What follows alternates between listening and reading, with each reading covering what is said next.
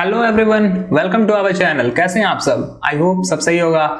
आज जो हम लोग टॉपिक स्टार्ट करने वाले हैं वो है मेंडलीव पीरियोडिक टेबल। जैसा कि आप लोगों को पता होगा कि अभी जो चैप्टर चल रहा है वो पीरियोडिक टेबल चल रहा है। लास्ट क्लास में मैंने आपको इंट्रोडक्शन के बारे में बताया था, न्यूलैंड्स के ऑक्टिव रूल्स के बारे में बताया था, साथ साथ डोवरेंडर ट्राइड्स के बारे में बताया था। तो आज जो होगा वो होगा मेंडलीव पीरियोडिक टेबल। और मेंडलीव पीरियोडिक टेबल सबसे ज्यादा इंपॉर्टेंट है पूरे पीरियोडिक टेबल में। क्यों? कि यही ऐसा पीरियोडिक टेबल था जिसके बाद जो मॉडर्न पीरियोडिक टेबल है वो बन पाया। इसी पीरियोडिक टेबल के हेल्प से मॉडर्न पीरियोडिक टेबल बना है। और ऐसा माना जाता है कि सबसे बड़ा अगर योगदान है पीरियोडिक टेबल में तो वो मेंडलीव का ही है। मेंडलीव का थॉट ही मॉडर्न पीरियोडिक टेबल में ही लगाया गया है, कुछ कुछ चेंजेस करके। तो चलिए स्टार्ट करते हैं आज का टॉपिक, मेंडलीव पीरियोडिक टेबल। तो जैसा कि आप देख रहे हो, इन 1861 दामित्री इवानोविच मेंडलीव रसिया से बिलोंग करते थे। वो बहुत महान साइंटिस्ट में आए और अपने जितना भी इनको अचीवमेंट मिला सब अपनी माँ को समर्पित कर दिए थे।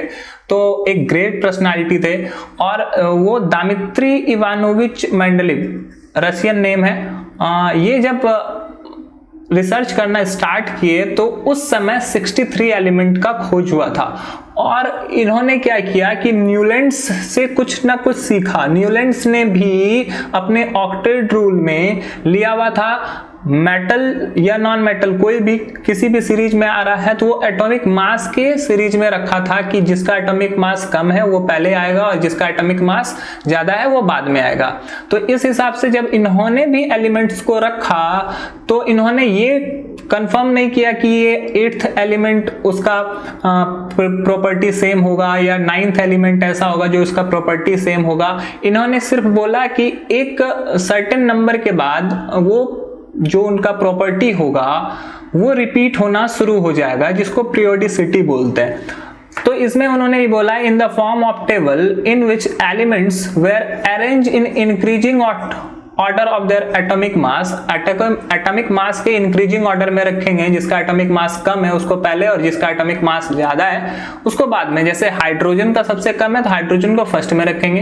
हीलियम उस समय खोज हुआ नहीं था, लेकिन इन्हीं के पीरियोडिक टेबल के समय में उसका खोज हुआ था, इनर्ट गैस का। उसके बारे में हम लोग डिस्कस करेंगे। लिथियम, फिर हाइड्रोजन के बाद लिथियम रख सकते हैं, फिर बेरिलियम, बोरोन, इस तरह करके उन्होंने जिसका जिसका एटॉमिक मास कम था उसको पहले और एटॉमिक मास वाले के बाद में। Also on the similarities on chemical property. जब बोला गया कि निश्चित सर्टेन एलिमेंट्स के बाद उसका जो केमिकल प्रॉपर्टी है या फिजिकल प्रॉपर्टी है वो ऑलमोस्ट सेम होने लगता है, उसके केमिकल प्रॉपर्टीज में भी सिमिलैरिटी आ जाता है। तो उसके लिए उन्होंने एक पीरियोडिक टेबल बनाया जो कि मेंडलीव पीरियोडिक टेबल आपको दिख रहा होगा। मेंडलीव पीरियोडिक टेबल है ये। तो इसमें डिस्कशन करने लायक ये है, ऑब्जेक्टिव में जो कितने क्वेश्चन पूछे जाते हैं। इन्होंने क्या किया था, 8 ग्रुप लिया था। ओके, हर ग्रुप 1 2 3 4 5 6 7 8। अब और ये जो पीरियड लिया था वो पीरियड लिया था 6, 1 2 3 4 5 6। अब इन्होंने क्या किया कि हर ग्रुप को 2 भाग में डिवाइड किया। हर ग्रुप को 2 भाग में डिवाइड किया। तो जैसा कि देखोगे ग्रुप ए, ग्रुप बी, इधर भी देखोगे group A, group B, group A, group B, group A, group B. इस तरह करके उन्होंने 7 ग्रुप को डिवाइड किया और 8 ग्रुप को डिवाइड नहीं किया। 8 ग्रुप में ट्रांजिशन सीरीज लिखा जिसमें कि 3 एलिमेंट एक साथ रह सकते हैं। जैसे कि यहाँ पे देख रहे हो, फेरस, कोबाल्ट, निकेल। ये थोड़ा रूल से थोड़ा परे है, क्योंकि देखोगे जब ध्यान से देखोगे तो ग्रुप ए में यहाँ पे एक ही एलिमेंट है या इस पीरियड में एक ही एलिमेंट है, लेकिन आगे जाके यहाँ पे 2 एलिमेंट दिखने लगता है। जैसे कि 4th ग्रुप में देखते हो आप, 4th पीरियड में देखते हो फर्स्ट ग्रुप में कि यहाँ पे पोटेशियम भी है और कॉपर भी है। तो ये दोनों एक ही ग्रुप में रखा गया है। हर जगह पे तो 2 ग्रुप दिख रहा है क्योंकि उन्होंने 2 ग्रुप बनाया था, 2 सब ग्रुप बनाया था, ए और बी। इसी तरह यहाँ पर 8th में ऐसा कुछ नहीं दिखा। उन्होंने 8th ग्रुप को 3 भाग में कैटेगराइज किया। इसका रीजन क्या है उन्होंने ये एक्सप्लेन नहीं किया है। इसके अलावा यहाँ पर इन्होंने और भी चीजें बहुत सारी स्पष्ट की है। स्पष्ट ये की कि देखो जैसे कि इसका मास बढ़ने से इसका जैसे ये 1.008, उसके बाद 6.9, 10, फिर 12, फिर 14, 15, 18, इस तरह करके एटॉमिक मास जैसे जैसे इंक्रीज हो रहा है वो पीरियोडिक टेबल में है, और सबका केमिकल प्रॉपर्टी कुछ समय के बाद वो मैच भी करता है। इसके अलावा इन्होंने और क्या डिस्कशन किया है, इन्होंने बताया है कि इसमें वैलेंसी के बारे में कि ये पूरा सीरीज जो होगा उसका वैलेंसी 1 ही होगा, चाहे हाइड्रोजन हो, लिथियम हो, sodium, potassium, copper, rubidium, caesium, angstrom, Aurum, कुछ भी हो, सबका वैलेंसी 1 होगा। यहाँ सबका वैलेंसी 2 होगा। ये यहाँ पर जिंक होना चाहिए, मैं आपको बता दूं ये कॉपर नहीं है, ये जिंक होगा। तो ये इस तरह से यहाँ जिंक भी है, तो यहाँ पर सबका जो वैलेंसी होना चाहिए वो 2 होगा। उसके बाद वाले में हम लोग का सारा का वैलेंसी 3, इसमें सारा का वैलेंसी 4, इसमें सारा का वैलेंसी 3, फिर 2, फिर 1, इस तरह करके। और ये ट्रांजिशन सीरीज जो है उसका वैलेंसी 2 माना गया है। तो इस तरह करके उन्होंने एक पीरियोडिक टेबल दिया है जिसमें कि कितना ग्रुप था, 8 ग्रुप था और 6 पीरियड था। इसके अलावा उन्होंने सबका नाम जो दिया है वो दिया है R2O या RH या RO, RH2, R2O3, मतलब कि ये ऑक्साइड और हाइड्राइड को लेकर इन्हें नाम दिया गया। अगर ऑक्साइड के फॉर्म में अगर ये लिखा जाए, सपोज करो यहाँ पे ऑक्साइड, जैसे हाइड्रोजन का ऑक्साइड लिखा जाएगा तो हाइड्रोजन का ऑक्साइड क्या लिखा जाएगा, हाइड्रोजन का ऑक्साइड लिखेंगे तो H2O रहेगा। और वही अगर इसका हाइड्रोजन के साथ हाइड्रोजन अगर मिलाएं तो ये H2 हो जाएगा। यही H2 को HH कुछ लोग लिखेंगे। या फिर दूसरा एलिमेंट देख लो, Li को ले लो, तो Li का अगर ऑक्सीजन से रिएक्शन होगा तो Li2O होगा या फिर LiH होगा। मतलब कि ऑक्सीजन और हाइड्रोजन बहुत ज्यादा इंपॉर्टेंट एलिमेंट है, इसी वजह से यहाँ पे R2O3, RS3 ये दिखाया गया है। तो ये ऑक्साइड, और जैसे एल्युमिनियम की बात करते हैं तो एल्युमिनियम यहाँ पे R2O3 है, मतलब कि एल्युमिनियम अगर लेंगे तो यहाँ पे 2 लेना होगा, ऑक्सीजन 3, और अगर एल्युमिनियम के साथ हाइड्रोजन है तो AlH3 ये रखना होगा। तो इस तरह करके ये ऑक्साइड एंड हाइड्राइड के फॉर्म में इस तरह चारों तरफ लिखा हुआ है। यहां पर ऑक्साइड के फॉर्म में देखोगे तो ये FeO4 होना चाहिए, बट ये एक्चुअली सही नहीं है। कुछ हद तक सही भी है, कुछ हद तक सही नहीं भी है। तो वो कैसे सही होगा वो मैं आपको आगे बताऊंगा। अगर बात करें फ्लोरीन का ऑक्साइड के साथ तो F2O7, अगर फ्लोरीन का बात करें हाइड्रोजन के साथ तो FH, ये FH नहीं लिखाएगा, ये HF लिखाएगा। रीजन ये है कि इलेक्ट्रोपॉजिटिव एलिमेंट को पहले लिखते हैं और इलेक्ट्रोनेगेटिव एलिमेंट को बाद में। तो इस तरह से उन्होंने एक पीरियोडिक टेबल दिया। अब ये पीरियोडिक टेबल में कुछ कुछ बातें हैं जिसको आप लोग को समझनी चाहिए। ये पीरियोडिक का मतलब क्या है? The term periodic means repetition of element having similar properties after certain regular interval.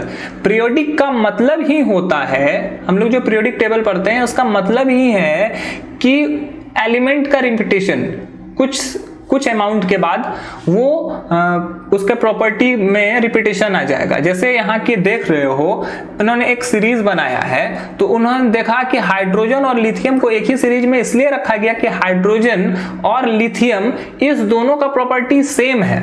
तो यहाँ पे देखो कि एक सर्टेन एलिमेंट लिखा गया, सर्टेन एलिमेंट इसलिए क्योंकि हाइड्रोजन के जस्ट बाद दूसरा एलिमेंट ही लिथियम है। और लिथियम और सोडियम के बारे में डिस्कशन करें तो इस दोनों के बीच में 8 एलिमेंट का डिफरेंस है।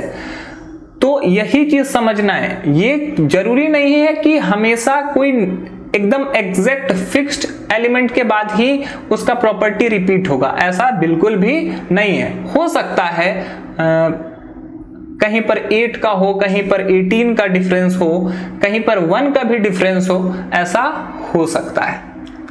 दूसरा है the periodic table consists of vertical column which are called as group and the horizontal rows are called period। जैसा कि आप देख रहे हो ये इस तरह हॉरिजॉन्टल फॉर्म में रहेगा, तो ये जो पीरियोडिक टेबल में लिया गया है वो 6 लिया गया है, और ग्रुप जो होगा वो एक्चुअली वर्टिकल होता है, वो इस फॉर्म में रहता है ऊपर से नीचे की तरफ। तो यहाँ पर एक्चुअली यहाँ पर 8 ग्रुप लिया गया है एंड 6 पीरियड लिया गया है। ओके, अब आगे चलते हैं, इसके अचीवमेंट के बारे में जानते हैं कि मेंडलीव के पीरियोडिक टेबल का क्या क्या अचीवमेंट था। तो सबसे पहले बात करते हैं सिस्टमैटिक स्टडी ऑफ एलिमेंट के बारे में। सिस्टमैटिक स्टडी ऑफ एलिमेंट क्या है, कैसे समझोगे इसको? तो सिस्टमैटिक स्टडी ऑफ एलिमेंट मतलब ये हुआ कि एलिमेंट को एक सिस्टम से लिखा गया, मतलब कि जिसका एटॉमिक मास कम है उसको पहले और जिसका एटॉमिक मास ज्यादा है उसको बाद में, और भी इसमें चीजें ऐड की गई, जैसा कि बताया गया सिस्टमैटिक स्टडी ऑफ एलिमेंट। तो इसमें क्या बताया मैंने कि एटॉमिक मास के हिसाब से इसको अरेंज किया गया। तो जैसे हाइड्रोजन का एटॉमिक मास सबसे कम है तो उसको सबसे पहले रखा गया। उस समय इनर्ट गैस का खोज हुआ नहीं था जिस समय ये पीरियोडिक टेबल बन के तैयार हुआ। तो उसके बाद लिथियम आया, तो लिथियम को उन्होंने हाइड्रोजन के जस्ट नीचे रखा, फिर सोडियम, फिर पोटेशियम। तो इस तरह से देखते हो कि ये सभी का एटॉमिक मास धीरे धीरे बढ़ रहा है। हाइड्रोजन, लिथियम के बाद बेरिलियम भी आया था, बोरोन, कार्बन, नाइट्रोजन, ऑक्सीजन आया था, और ऑक्सीजन के बाद फ्लोरीन भी आया था। नियोन का खोज नहीं हुआ था। फिर सोडियम यहाँ पे रिपीट होना शुरू हुआ। तो जैसा कि हम लोग देख रहे हैं, sodium, magnesium, aluminium, silicon, phosphorus, sulphur, chlorine, argon का खोज नहीं हुआ था, पोटेशियम। तो देखो सब का मास इंक्रीज कर रहा है। इसका मास 1 होता है, इसका मास ऑलमोस्ट 6.97 माना जाता है, इसका मास 8 समथिंग, इसका मास 10, इसका मास 12, मास 14, ऑक्सीजन का मास 16, फ्लोरीन का 18.5, सोडियम का 23। तो इस तरह से मास क्या हो रहा है, धीरे धीरे बढ़ रहा है। तो इससे सिस्टमैटिक तरीका ये हो गया कि एटॉमिक मास के हिसाब से बढ़ रहा है। साथ में अगर उस पीरियड का किसी एक ग्रुप का बात कर लें, किसी एक ग्रुप का, जैसा कि फर्स्ट ग्रुप का बात करते हैं, तो ये फर्स्ट ग्रुप में हाइड्रोजन है, फिर लिथियम है, फिर सोडियम है, फिर पोटेशियम है। तो इसका जो है ना सेम केमिकल प्रॉपर्टी होगा, same chemical property. Same chemical property मतलब कि अगर इसमें से हमको किसी एक के बारे में पता है कि अगर सोडियम ऑक्सीजन से रिएक्ट करता है तो ये सोडियम ऑक्साइड बनाता है, ये हम लोग को पता है सोडियम के बारे में। तो हम लोग बाकी पोटेशियम, लिथियम, हाइड्रोजन के बारे में भी पता कर सकते हैं कि हाइड्रोजन अगर बनाएगा तो वो 2H2O बनाएगा, लिथियम बनाएगा तो 2Li2O बनाएगा, पोटेशियम बनाएगा तो 2K2O बनाएगा। तो मतलब कि किसी एक के बारे में भी अगर हम लोग को पता चल जाए तो ऑब्वियसली हम लोग सबके बारे में पता कर सकते हैं। इसके बाद इसका दूसरा अचीवमेंट था प्रिडिक्शन ऑफ न्यू एलिमेंट। इन्होंने न्यू एलिमेंट का प्रिडिक्ट पहले से कर दिया था कि न्यू एलिमेंट और भी आ सकते हैं। जैसे 63 एलिमेंट था उस समय, और इनर्ट गैस उसी समय लॉन्च हुआ, तो उन्होंने इनर्ट गैस के बारे में एक्स्ट्रा से बताया है 0 ग्रुप जोड़कर। तो ये तो उनकी बातें थी, लेकिन इन्होंने ये भी पहले से प्रिडिक्ट कर लिया था कि 63 या 70 एलिमेंट नहीं है, हो सकता है उससे कहीं ज्यादा एलिमेंट है, बट उस समय जितना एलिमेंट प्रेजेंट था उसके हिसाब से ही पीरियोडिक टेबल को तैयार किया गया था। तो इनका न्यू टेबल का प्रिडिक्शन है, जैसा कि आप देखोगे ध्यान से, इन्होंने बहुत ज्यादा जगह स्पेस छोड़ा है। जैसे ये स्पेस देख लो, ये स्पेस देख लो, यहां पर भी कुछ स्पेस है। तो ये स्पेस इन्होंने इसलिए छोड़ा था पीरियोडिक टेबल में, क्योंकि उनको पता था कि कुछ एलिमेंट ऐसे भी हैं जो और डिस्कवर नहीं हुए हैं और भी कुछ एलिमेंट आ सकते हैं, इसलिए उन्होंने कुछ प्लेस को खाली छोड़ा था और ये उनके लिए बहुत बड़ी अचीवमेंट थी और उनको ये बहुत पहले से पता था। तो इसमें हम लोग देख सकते हैं कि उन्होंने न्यू एलिमेंट के बारे में पहले से ही सोच रखा था। इन्हीं के बारे में न्यूलैंड्स ने बोला था कि सिर्फ 56 एलिमेंट्स ही हैं, बट एक्चुअली ऐसा नहीं है। जब उन्होंने ये बात बताया कि 63 एलिमेंट सिर्फ नहीं है, इससे आगे भी एलिमेंट हो सकता है, तो ये उनके लिए बहुत बड़ा अचीवमेंट था। इसके बाद एक और बात करते हैं, पोजीशन ऑफ नोबेल गैस। इस पीरियोडिक टेबल में जैसा कि आपको दिखाया गया है, इस पीरियोडिक टेबल में एक्चुअली यहां पर कोई भी नोबेल गैस का जगह नहीं है, लेकिन एक और उन्होंने अपने पीरियोडिक टेबल के लास्ट में एक ग्रुप को ऐड किया था जिसका नाम रखा गया था जीरो ग्रुप। उसको काउंट नहीं किया जाता, उसका नाम रखा गया जीरो ग्रुप। और उसमें कितने एलिमेंट थे? 6 element, helium,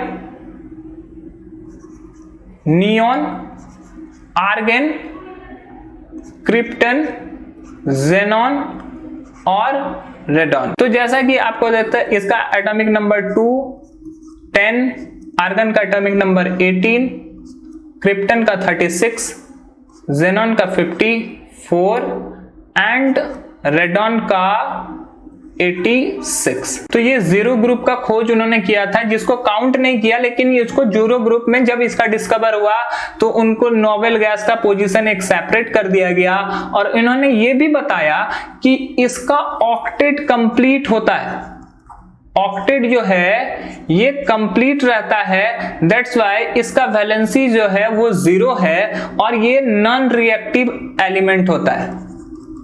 non reactive element है। नॉन रिएक्टिव एलिमेंट मींस किसी से ये रिएक्ट नहीं करेगा। रीजन इसका ये है क्योंकि इसका पहले से ऑक्टेट कंप्लीट रहता है। जैसे हीलियम को ऑक्टेट कंप्लीट नहीं होता है, डुएट कंप्लीट करना होता है। अगर बात करें नियॉन का, तो नियॉन का एटॉमिक नंबर 10 और इलेक्ट्रॉनिक कॉन्फ़िगरेशन 28, आर्गन का 288। उसी तरह अगर क्रिप्टन का लिखें तो 28188। अगर जेनॉन का लिखें तो 28188 और अगर रेडॉन के बारे में बात करें तो 2813218 तो ये इस तरह करके आउटर मोस्ट सेल में जब भी देखोगे कहीं भी देखोगे ऊपर से नीचे तक, तो सबका ऑक्टेट कंप्लीट है, इसलिए यह नॉन रिएक्टिव होता है। और ये जो है हीलियम, ये एक एक्सेप्शन केस में ही आता है। चलिए इसके आगे चलते हैं करेक्शन ऑफ एटॉमिक मास पर। तो इन्होंने सबका सटीक एटॉमिक नंबर निकाला, जिसकी वजह से कोई ऐसा नहीं है सबका प्रेडिक्शन सेम हो, जैसा कि न्यूलैंड्स में गलतियां हुई थी। उन्होंने कोबाल्ट, निकेल, फेरस, इन सभी में थोड़ा कुछ गलतियां की थी। किसी का एटॉमिक मास कम भी था, जैसे आर्गन एंड कैल्शियम या आर्गन या एंड पोटेशियम। आर्गन का मास थोड़ा ज्यादा होता है, पोटेशियम का मास थोड़ा कम होता है। उसके बावजूद उन्होंने आर्गन को पहले लिखा था। तो इसी वजह से इन्होंने कंप्लीट सभी का एक सही तरीके से एटॉमिक मास निकाला, जो एक्चुअल मास होता है, डेसिमल का भी फर्क नहीं था। और इन्होंने एग्जैक्ट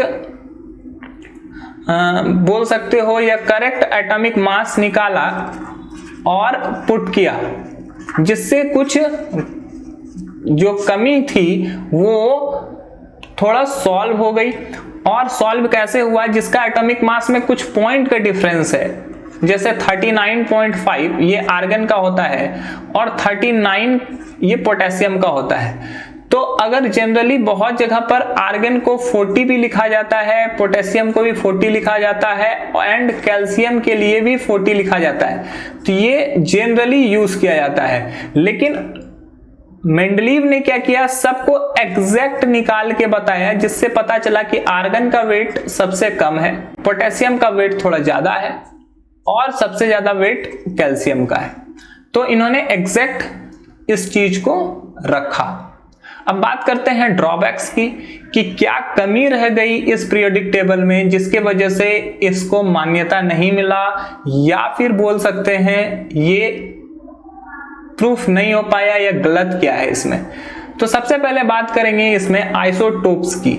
आइसोटोप्स क्या होता है? Isotopes of an element have similar chemical properties but different atomic mass. Same तो रहेगा, एटॉमिक नंबर जो है वो सेम है, लेकिन इसका जो मास होगा वो अलग अलग होगा।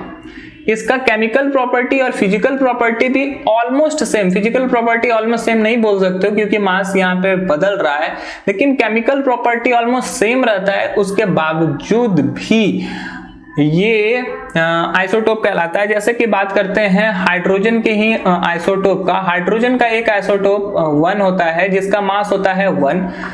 इसका दूसरा आइसोटोप का नाम होता है ड्यूटेरियम जिसका एटॉमिक नंबर 1 और एटॉमिक मास 2, और तीसरा आइसोटोप होता है ट्राइटियम जिसका एटॉमिक मास 3 होता है। इसका रीजन ये है कि एटॉमिक मास A का फॉर्मूला होता है N+Z। एटॉमिक नंबर में अगर नंबर ऑफ न्यूट्रॉन्स जोड़ देते हैं तो वो एटॉमिक मास निकालता है। तो अगर इस हाइड्रोजन का निकालें तो उसमें N का वैल्यू 0 है और उसका एटॉमिक मास 1 है। तो इसका जो वेट होगा, एटॉमिक मास A का जो वैल्यू होगा वो यहाँ पर 1 दिख रहा होगा। यहीं पे अगर इसका बात करें तो सेम फॉर्मूला, N का वैल्यू यहाँ पर 2 है और Z का वैल्यू, माफ कीजिएगा, N का वैल्यू यहाँ पे 1 है और Z का वैल्यू भी 1 है। अगर एटॉमिक मास निकालें तो ये N+Z होगा और इसी को 1 + 1 = 2 लिख सकते हैं। तो इसका एटॉमिक मास देखो 2 दिख रहा है। और तीसरा ट्राइटियम के बारे में, N का वैल्यू यहाँ 2 होता है और Z का वैल्यू 1 होता है। A का फॉर्मूला है N+Z, तो N का वैल्यू 2 और Z का वैल्यू 1, तो ये एक्चुअली 3 हो जाएगा। तो ये तीनों आइसोटोप्स हैं, तीनों का एटॉमिक नंबर 1 है, स्टिल इसका केमिकल प्रॉपर्टी भी सेम है। लेकिन अगर इस थ्योरी पे इसको रखा जाए, अगर इस थ्योरी पे रखा जाए कि एटॉमिक मास जिसका कम होता है उसको पहले, एटॉमिक मास जिसका ज्यादा होता है उसको बाद में, तो इस तरह से तो आइसोटोप का पोजीशन ही नहीं बनेगा। पोजीशन इसलिए नहीं बना क्योंकि फर्स्ट पोजीशन पर हाइड्रोजन होना चाहिए, दूसरा पोजीशन पे ड्यूटेरियम होना चाहिए। इन्होंने दूसरे पोजीशन पर लिथियम को रखा है। तो ये कैसे संभव है? क्योंकि हाइड्रोजन का वेट 1 है, ड्यूटेरियम का वेट 2 है, तो 1 के बाद 2 वाला एलिमेंट आना चाहिए, तो ड्यूटेरियम आना चाहिए। बट इन्होंने ऐसा नहीं किया है, जो कि उनके ड्रॉबैक्स में गिना जाता है। दूसरा बात करते हैं, अभी तो आइसोटोप की बात थी, पहली जो प्रॉब्लम है यही है position of isotopes. Periodic table में हम लोग को पता है कि एटॉमिक मास को इंक्रीज करते हुए लिखना है, तो अगर आइसोटोप को अगर सेपरेट यूज करते हैं तो ये पीरियोडिक टेबल जो उन्होंने दिया है वो ऑफकोर्स फेल हो जाएगा, क्योंकि पहले पोजीशन पर अगर हाइड्रोजन होना चाहिए तो दूसरे पोजीशन पे ऑफकोर्स ड्यूटेरियम, तीसरे पोजीशन पे ट्राइटियम। उसी तरह एक और देख लेते हैं, C612, C613 और C614, ये कार्बन का आइसोटोप है। यहाँ पे N का वैल्यू 6, Z का वैल्यू 6, तो A का वैल्यू होता है 6 + 6 12। अगर यहाँ पे देखें तो N का वैल्यू 7 और Z का वैल्यू 6, और इस दोनों को ऐड कर देंगे तो 13 निकलेगा मास। और यहाँ पर N का वैल्यू 8 और Z का वैल्यू 6, और इस दोनों को ऐड करेंगे तो इसका मास 14 कंप्लीट होगा, जो कि यहाँ पे है। बट अगर ऐसा होगा कि एक 12 है, एक 13 है, एक 14 है, तो वो अलग अलग ग्रुप में रहना चाहिए, वो अलग अलग पोजीशन पे रहना चाहिए, जैसा कि उन्होंने बताया है कि ये ऐसा होगा। इसलिए उन्होंने कोई भी स्पेस नहीं छोड़ा है एटॉमिक आइसोटोप्स के लिए, दैट्स व्हाई ये रॉन्ग है। दूसरा बात करते हैं, दूसरा बात है एनामॉलस पेयर ऑफ सर्टेन एलिमेंट। कुछ एलिमेंट हैं जिसका कुछ कनेक्शन नहीं है, स्टिल उन्होंने वो रॉन्ग रखा है। जैसा कि मैंने शुरू में बताया था, जैसे कि certain element were not arrange according to their increasing atomic mass, कुछ का एटॉमिक मास इंक्रीजिंग ऑर्डर में नहीं भी था, फिर भी उन्होंने गलती तरीका से इस चीज को रख लिया। जिस समय वो पीरियोडिक टेबल बना रहे थे, आर्गन का खोज नहीं हुआ था। पीरियोडिक टेबल जब कंप्लीट हो गया तो आर्गन भी आ गया, तो आर्गन को उन्होंने नंबर प्लेस्ड कर दिया 18th पोजीशन पर, ओके। और पोटेशियम को जो रखा उन्होंने 19th पोजीशन पर रखा। आर्गन का वेट जो होता है, ये आर्गन 18th एलिमेंट होता है, आर्गन का जो वेट था वो होता है 39.9 के ऑलमोस्ट 40, और इसके पहले जो 19th पोजीशन पे पोटेशियम है उसका वेट होता है 39 पॉइंट समथिंग। तो ऐसे स्थिति में उनको आर्गन को बाद में लिखना चाहिए था, आर्गन को 19th पोजीशन पे लिखना चाहिए था और पोटेशियम को 18th पोजीशन पे लिखना चाहिए था। तो ऐसा इन्होंने क्यों किया, इसके बारे में कोई भी डिस्कशन नहीं है। ऐसा जरूरी नहीं है कि ये सिर्फ इकलौता ऐसा हुआ है, यहाँ पर और भी कुछ गलतियां हुई है, जैसे कि मैं आपको दिखाता हूं। जैसे कोबाल्ट, इसका वेट होता है 58.9 एंड निकेल, इसका वेट होता है 58.75। अगर इस दोनों का बात करें तो कोबाल्ट को बाद में लिखा जाना चाहिए और निकेल को पहले लिखना चाहिए, क्योंकि उसका एटॉमिक मास देखो 58.75 है और यहाँ 58.9 है। तो ऑफकोर्स ये छोटा है तो इसको निकेल को पहले लिखना चाहिए, बट क्या सोच के उन्होंने कोबाल्ट को पहले लिखा है इसका डिस्कशन नहीं है। तो ये कुछ गलतियां हैं जो मेंडलीव ने किया था। अब बात करते हैं एक और चीज की, similar element where placed in different group. अगर जिसका प्रॉपर्टी मैच होता था उन सभी को एक साथ रखने के बजाय उन सबको अलग अलग जगह पर रखा गया। जैसे कि पहला बात करते हैं सिल्वर एंड थैलियम की। सिल्वर और थैलियम का प्रॉपर्टी बहुत ज्यादा मिलता है, सिल्वर और थैलियम का वैलेंसी बहुत सिमिलर है और इन दोनों का केमिकल प्रॉपर्टी भी बहुत ज्यादा सिमिलर है। स्टिल उन्होंने क्या किया है कि सिल्वर को और थैलियम को दो अलग अलग जगह पर, दो अलग अलग पोजीशन पर रखा है। इसका क्या रीजन है किसी को समझ में नहीं आया और उन्होंने ये ऐसा एक्सप्लेन किया भी नहीं है। इसके अलावा मैं बात करता हूं dissimilar elements were placed in same group. कुछ डिसिमिलर एलिमेंट हैं जो कि एक दूसरे से जिनका गुण नहीं मिलता है, उन सभी को एक साथ इन्होंने रखा है। जैसा कि मैं आपको दिखा पा रहा हूं, 4th पीरियड में अगर जाओगे तो पोटेशियम के साथ कॉपर रखा हुआ है। पोटेशियम मोस्ट रिएक्टिव एलिमेंट है और ये पूरा सीरीज पोटेशियम, रुबिडियम और सीजियम ये सब रिएक्टिव सीरीज से आता है, बहुत ज्यादा रिएक्शन होता है। लेकिन यहाँ पे सिल्वर, गोल्ड या कॉपर ये बहुत ज्यादा लेस रिएक्टिव है। एक मोस्ट रिएक्टिव और एक लेस रिएक्टिव का कैसे कॉम्बिनेशन हो सकता है ये समझ में नहीं आता। ये दोनों का कोई भी प्रॉपर्टी मिलता नहीं है, फिर भी वो एक ही ग्रुप में प्रेजेंट है। हाँ, ये अलग अलग सब ग्रुप में प्रेजेंट है, इसका रीजन उन्होंने नहीं दिया है। सब ग्रुप में प्रेजेंट रहने से भी क्या फायदा, उसका कोई अगर डिटेल नहीं दिया गया है, एक एक्सप्लेनेशन नहीं दिया गया है तो उसको गलत माना गया है और ये उन्होंने ऐसा दिखाया है। इसके अलावा कॉज ऑफ पीरियोडिसिटी, मतलब कि अगर कोई प्रॉपर्टी मिल रहा है तो उसका रीजन क्या है। Mendeleev did not explain the cause of periodicity in the physical and chemical property of the element. अगर मान लो hydrogen, lithium, sodium, potassium, rubidium ये फर्स्ट ग्रुप के यहाँ पे FR का डिस्कवर नहीं हुआ था मेंडलीव के समय में, तो इसको नहीं लेते हैं। तो बात करते हैं इस 6 एलिमेंट के, तो ये 6 एलिमेंट का प्रॉपर्टी मिलेगा इसके बारे में कोई एक्सप्लेनेशन नहीं है कि क्यों मिलेगा, क्या रीजन है इस लोग का प्रॉपर्टी मिल रहा है, तो इसका पीछे का रीजन क्या है, क्या कुछ इन लोगों के बीच में सिमिलर है, क्या चीज ऐसा है जिसके वजह से इसका प्रॉपर्टी एक दूसरे से मिल रहा है। ऐसा कोई डिस्कशन उन्होंने नहीं किया जिसके वजह से इस पीरियोडिक टेबल को रॉन्ग प्रूफ माना गया। अब इस पीरियोडिक टेबल में एक और प्रॉब्लम ये था कि इन्होंने मेटल और नॉन मेटल को कैटेगराइज नहीं किया था कि मेटल कौन सा है, नॉन मेटल कौन सा है। इससे समझने में बहुत ज्यादा प्रॉब्लम होता है कि मेटल कौन सा होगा और नॉन मेटल कौन सा होगा। अगर देखो ये पीरियोडिक टेबल आपको दिख रहा होगा, तो अगर मान लो ये सीरीज चल रहा है, ये थर्ड पीरियड में, इसमें कुछ मेटल भी है, ये कुछ मेटल भी है, मेटल है, ये भी मेटल है, और कुछ नॉन मेटल भी दिखेंगे। और आपको ऊपर से नीचे जाओगे तो यहां पर भी आप देखोगे कि मेटल और नॉन मेटल एक साथ आ रहे हैं।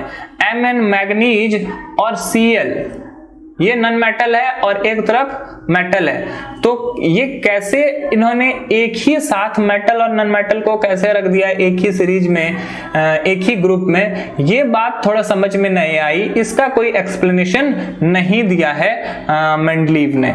इसके अलावा मैं बात करता हूं position of element of group 8 group जो है उसके पोजीशन के बारे में किसी का कोई डिस्कशन नहीं है। कोई भी proper group of 8 consist element of 3 triads. अब देखो यहाँ पे बोल तो गया है RO4, यहाँ पर कोई एक्सप्लेनेशन नहीं दिया गया है कि यहाँ पर 3 एलिमेंट को क्यों रखा गया।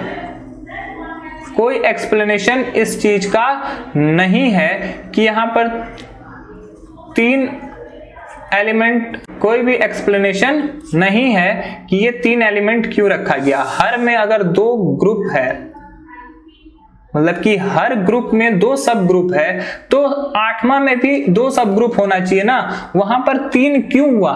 ये उनके हिसाब से तो सही था, लेकिन हम लोग कैसे समझें कि वो 3 किस मतलब के लिए लिया गया है, वो सही करने के लिए लिया गया है या गलत करने के लिए लिया गया है। तो यही चीज हम लोग नहीं समझ सकते हैं जो उनके पीरियोडिक टेबल में रॉन्ग माना गया है। उन्होंने, जैसा कि मैंने आपको पहले ही बताया कि इनर्ट गैस खोज होने के बाद उन्होंने लास्ट में उसको ऐड किया जिसको ग्रुप 0 ग्रुप बोला जाता था। अब ध्यान से मैं आपको जो समझा रहा हूं समझना। मॉडर्न पीरियोडिक टेबल के बारे में थोड़ा सा डिस्कशन करूंगा। मॉडर्न पीरियोडिक टेबल में 7 पीरियड हैं और 18th ग्रुप है। वो 18th ग्रुप यहीं से निकला है, लेकिन ये कैसे हुआ वो मैं आपको बताता हूं। देखो, इन्होंने मॉडर्न पीरियोडिक टेबल जो बनाया था उनका नाम था मोसले। मोसले ने क्या किया कि सबको सेपरेट कर दिया। यहाँ पे ये 2 अलग, एक ही ग्रुप में 2 सब ग्रुप लिया गया था, उन्होंने सारे सब ग्रुप को भी अलग कर दिया गया और उनको सेपरेट एक ग्रुप बना दिया गया। तो उन्होंने 1 2 3 4 5 6 7 8 9 10 11 12 13 14, ये 14 ग्रुप, तो यहाँ 7 ग्रुप के वजह से 14th ग्रुप बन रहा है। यहाँ जो 3 ग्रुप बनाया गया है, 3 सब ग्रुप, उसके लिए 15, फिर 16 और 17, और आखिरी ग्रुप क्या है, वो 0 ग्रुप भी बनाया गया था ना, उसको भी ऐड कर देते हैं तो यहाँ 18th ग्रुप हो जाता है। तो ये कॉन्सेप्ट उनका इतना बढ़िया था मेंडलीव का कि ये आसानी से पार कर सकता था, हर कोशिश कंप्लीट हो सकता था, हर सिचुएशन सही हो सकता था, इनका पीरियोडिक टेबल भी सही हो सकता था। लेकिन इन्होंने गलती क्या किया कि वो एटॉमिक मास के अकॉर्डिंग अरेंज किया है एलिमेंट को, यही उनकी गलती है।